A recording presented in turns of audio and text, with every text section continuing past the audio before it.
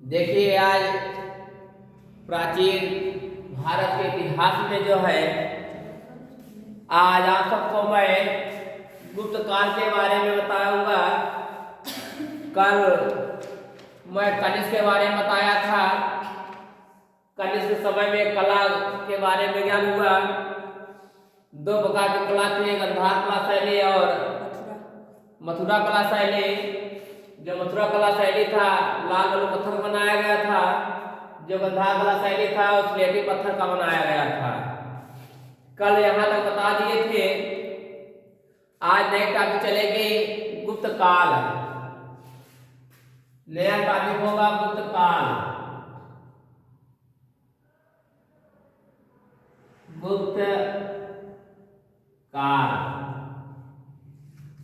ये जो नए टॉपिक गुप्त काल है,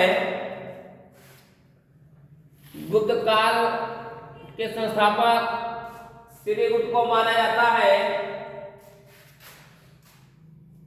गुप्त काल के संस्थापक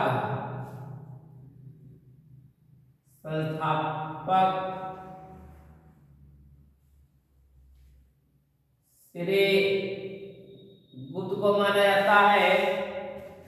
गुप्त काल के संस्थापक श्री गुप्त को माना जाता है। और उपाधि जो है महाराज की उपाधि मिली। श्री गुप्त को उपाधि जो मिली महाराज की उपाधि मिली। इनको उपाधि कब मिली? महाराजा धीराज की उपाधि मिली थी। महाराज की उपाधि, हाँ, किस उपाधि के नाम से पुकारा जाता था? महाराज के नाम से।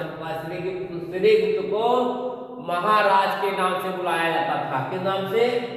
महाराज के नाम से उपाधि महाराज। ये जो उपाधियां मिली महाराज के नाम से उपाधि मिली है। और गुप्त काल के समय में शासक जो था, गुप्त काल के समय में शासक श्री गुप्त थे, संस्थापक भी वही थे और शासक भी श्री गुप्त थे। और श्री गुप्त के बाद इसका पुत्र जो है घटोत्कच, श्री गुप्त का पुत्र, श्री गुप्त का पुत्र घटोत्कच। हाँ, घटोत्कच। हाँ, घटोत्कच। आधा घटोत्कच। ये श्री गुप्त का पुत्र जो है घटोत्कच था। श्री गुप्त के बाद राजा जो है घटोत्कच बना। घटोत्कच के बाद चंद्रगुप्त प्रथम। इनके बाद जो है चंद्रगुप्त प्रथम। कौन बना था? चंद्रगुप्त प्रथम।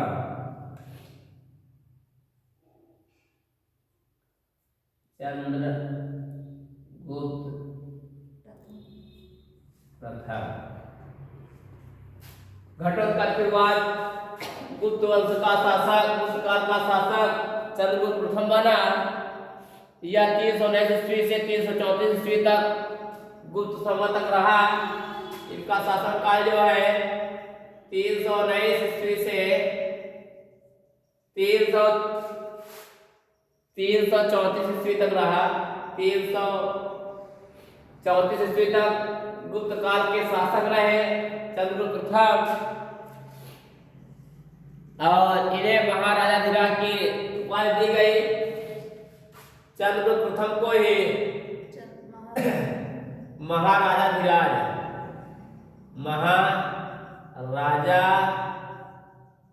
धीराज के उपाधि, महाराजा धीराज की उपाधि जो है चंद्रगुप्त प्रथम को महाराजा धीराज की उपाधि दी गई। और इनकी राजधानी जो है पाटलिपुत्र या पोतना था। इनकी राजधानी जो है, इनकी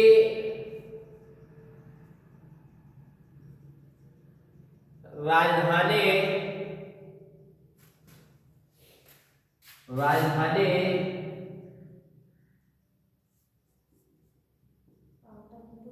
पाटली पाटली पुत्र या पटना पटना पटना हाँ, या पटना बिहार की राजधानी। ठीक है, चंद्रगुप्त प्रथम का राजधानी पाटलिपुत्र या पटना था।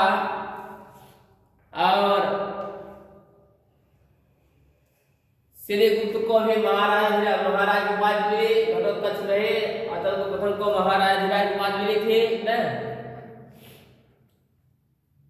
उसके बाद देखिए, चंद्रगुप्त प्रथम सबसे ज्यादा वर्ष जो है यही शासन किया। चंद्रगुप्त प्रथम ही गुप्त काल में सबसे ज्यादा शासन जो किया चंद्रगुप्त प्रथम किया। इसलिए श्रीगुप्त ने जो है गुप्त वंश का नींव रख दिए। उनका पुत्र जो है घटोत्कच जो है उस नींव को आगे तक ले गया। और अब जो है चंद्रगुप्त प्रथम जो है उसका विस्तार करने जा रहे हैं। ये क्या क्या करेंगे विस्तार में। अब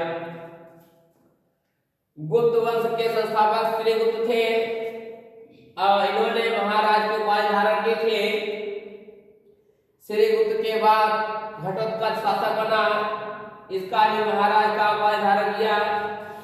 घटोत्कच भी महाराज की उपाधि धारण किया था। ठीक, उसके बाद आता है चंद्रगुप्त प्रथम 319 ईस्वी से 334 ईस्वी तक शासन जो है राजा रहा, शासन किया। चंद्रगुप्त प्रथम 319 ईस्वी में गद्दी पर बैठा और गद्दी पर बैठने के बाद इसके राजारोहण अर्थात 319 ईस्वी में इसका राजारोहण भी हो गया। 319 ईस्वी में चंद्रगुप्त प्रथम 319 ईस्वी में राजा बन गया था। चंद्रगुप्त प्रथम 319 ईस्वी में राजा बना। 319 ईस्वी में राजा बन गया था। और इसी तिथि को गुप्त संवत के नाम से जाना जाता है। इसी तिथि 319 ईस्वी को गुप्त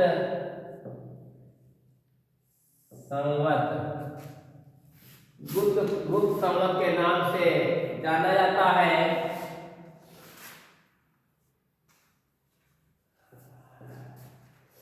गुप्त संवत के नाम से जाना जाता है।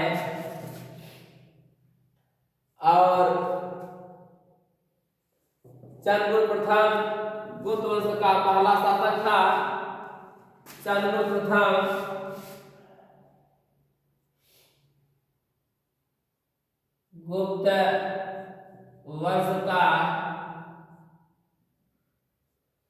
गुप्त वंश का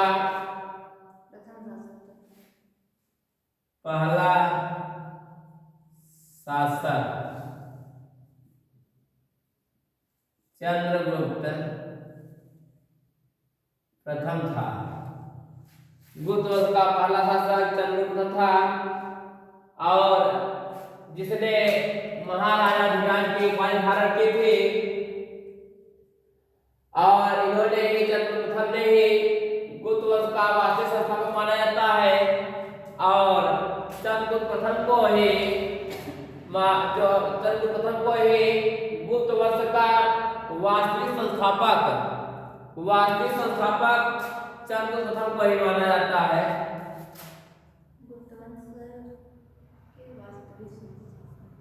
गुप्त वंश के वास्तविक संस्थापक कौन है? चंद्रगुप्त प्रथम को माना जाता है। चंद्रगुप्त प्रथम को माना जाता है और इनकी राजधानी जो है पाटलिपुत्र, जो वर्तमान में पटना में है, इनकी राजधानी पाटलिपुत्र जो वर्तमान में पटना राज्य में है। पटना राज्य है, जिला है? पटना जिला है, जो बिहार राज्य है, बिहार राज्य के पटना जिला है, ठीक है। देखिए इंपॉर्टेंट क्वेश्चन और है इसमें। चंद्रगुप्त प्रथम का विवाह लिच्छवी की राजकुमारी कुमार देवी से हुआ।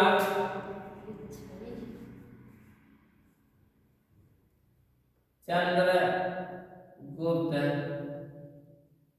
प्रथम का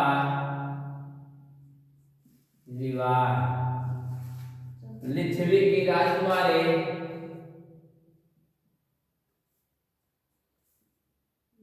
लिच्छवी की राजकुमारी कुमार देवी से हुआ। कुमार देवी से हुआ था। चंद्रगुप्त प्रथम का विवाह लिच्छवी की राजकुमारी कुमार देवी से हुआ था। चंद्रगुप्त प्रथम के बाद इनका पुत्र आता है समुद्रगुप्त। चंद्रगुप्त प्रथम के बाद इनका पुत्र आता है समुद्रगुप्त।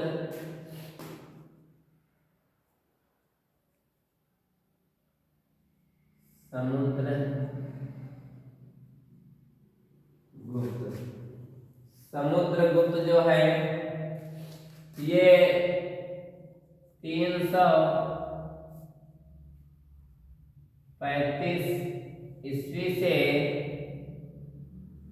375 ईस्वी तक गुप्त वंश का शासनकाल चला। 335 से 375 से, हाँ, समुद्रगुप्त का शासनकाल चलता है। चंद्रगुप्त प्रथम के बाद उसका पुत्र समुद्रगुप्त गद्दी पर बैठा। यह समुद्रगुप्त था, चंद्रगुप्त प्रथम का पुत्र था।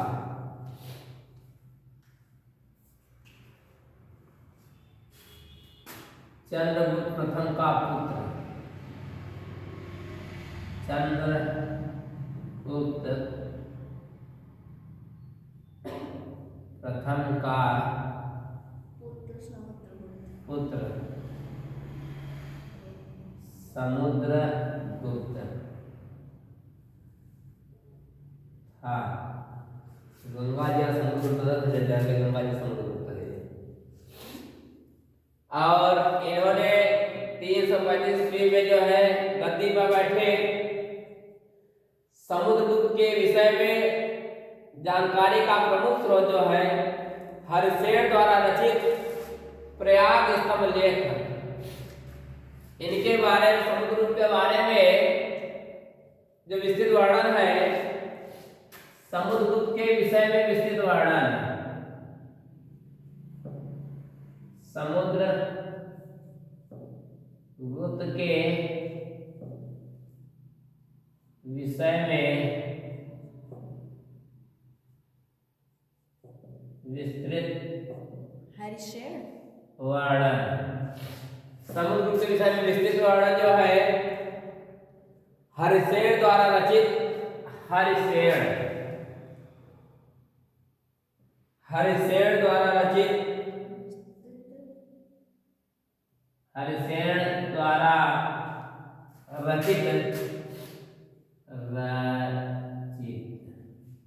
हरिशेन द्वारा रचित प्रयाग स्तंभ लेख, जो चंपू शैली से लिखी है, प्रयाग स्तंभ लेख, प्रयाग स्तंभ लेख में वर्णन मिलता है। समुद्रगुप्त के भी पराजित नहीं, समुद्रगुप्त कभी पराजित नहीं हुआ। इसलिए इतिहासकार एडम स्मिथ ने इन्हें भारत का नेपोलियन कहा। भारत का नेपोलियन, हाँ, भारत का नेपोलियन,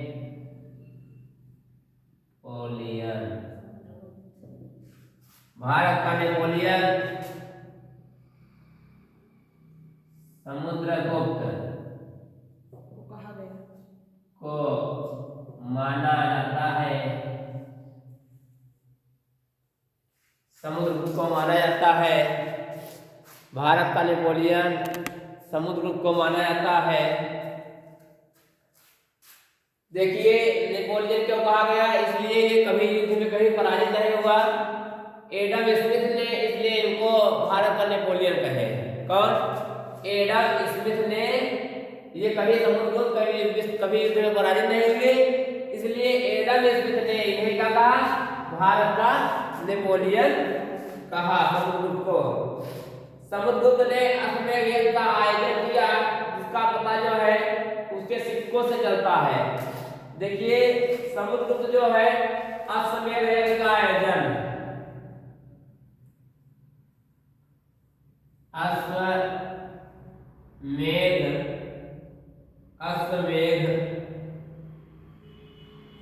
यज्ञ का आयोजन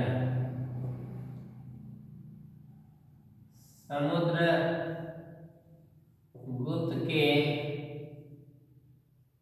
शासन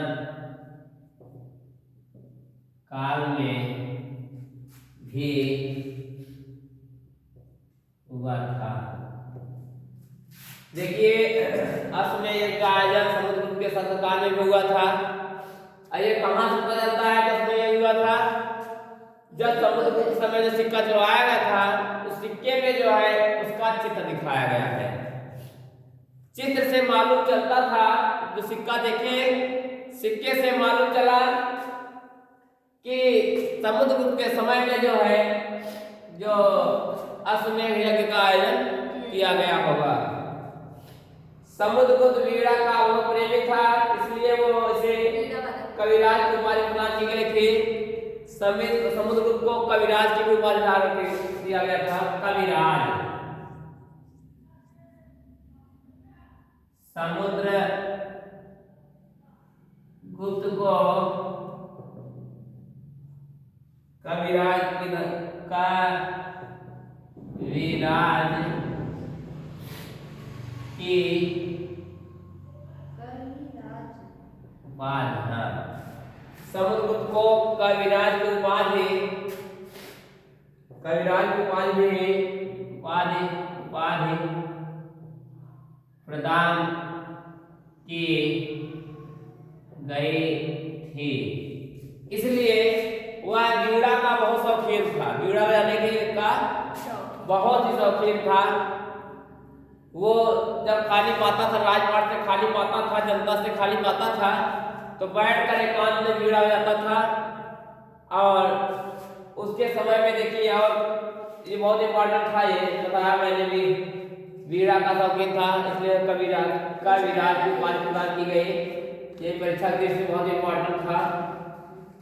और देखिए आइए पूछा क्वेश्चन है, समुद्रगुप्त के दरबार में प्रसिद्ध बौद्ध विद्वान वसुबंधु रहते थे। ये आया क्वेश्चन है कि समुद्रगुप्त के समय में समुद्रगुप्त के दरबार में समुद्रगुप्त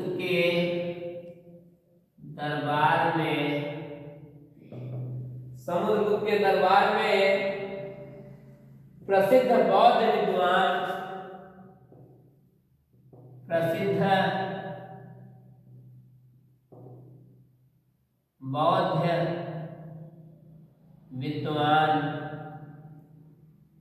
जो है वसुबंधु रखते थे, जिनका नाम वसुबंधु था।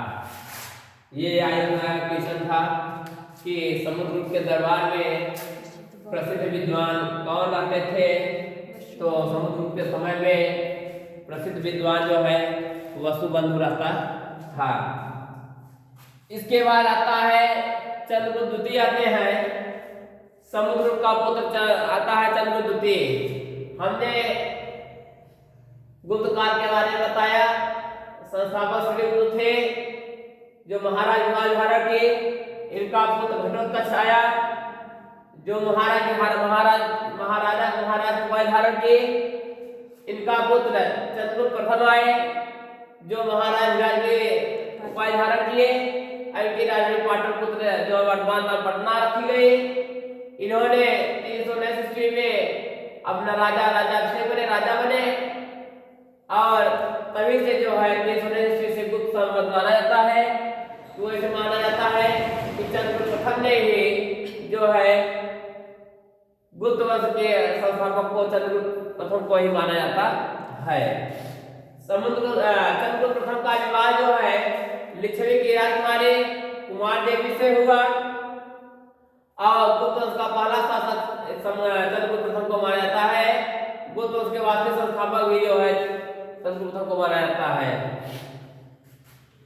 चंद्रगुप्त प्रथम के बाद इसका पुत्र समुद्रगुप्त आया जो 335 से 376 ईस्वी तक शासन किया और चंद्रगुप्त प्रथम का पुत्र है ये समुद्रगुप्त के विषय में विस्तृत वर्णन जो है हरिश्चंद्र नामक पुस्तक से मिली है। ठीक, रचित प्रयाग स्तंभलेख में वर्णन मिलता है। भारत का नेपोलियन भी समुद्रगुप्त को माना जाता है। समुद्रगुप्त को का विराज की उपाधि प्रदान की गई इसलिए कि वीणा बजाने के बहुत शौकीन थे, बहुत अच्छा वीणा वादक थे, इसलिए इन्हें कविराज की उपाधि धारण की है। और समुद्रगुप्त के समय के दरबार में प्रसिद्ध बौद्ध विद्वान वसुबंधु रहते थे। और अब इनके बाद समुद्रगुप्त के बाद इनका पुत्र आता है चंद्रगुप्त द्वितीय। कौन आएगा? चंद्रगुप्त द्वितीय। चंद्रगुप्त द्वितीय के बाद देखिए सब जो है चंद्रगुप्त द्वितीय के बारे में कल जब विस्तार से वर्णन करेंगे उसके बाद आप सबको बताते रहेंगे। आप सब देखते रहिए, जहाँ न समझ बताते रहिएगा।